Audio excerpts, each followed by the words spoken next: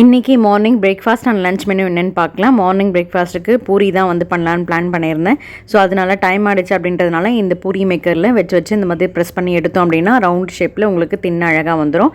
இதை வந்து நம்ம பூரி சொட்டு எடுத்துடலாம். இந்த மிஷின் இருக்கிறதுனால எனக்கு ரொம்ப யூஸ்ஃபுல்லாக இருக்குது.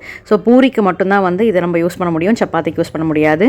ஸோ அதனால் டக்குன்னு வந்து பூரி ரெடி பண்ணியாச்சு. இதுக்கு தொட்டுக்க வந்து பார்த்திங்கன்னா உருளைக்கிழங்கு மசாலா எப்பவும் போல் all time favourite for all அப்படின்னு சொல்லலாம். ஏன்னா அவ்வளோ டேஸ்டியாக சூப்பராக இருக்கும். இந்த ரெசிபி நான் ஆல்ரெடி ஷேர் பண்ணியிருக்கேன். என்னோடய ஷார்ட்ஸில் நீங்கள் செக் பண்ணி பார்த்தீங்கன்னா தெரியும். ஜோஸ் சமையலில் ஷார்ட்ஸில் நீங்கள் செக் பண்ணி பார்த்தீங்க அப்படின்னாலே உங்களுக்கு பூரி மசாலா கிழங்கு வந்துடும். நீங்கள் செக் பண்ணி பாருங்கள்.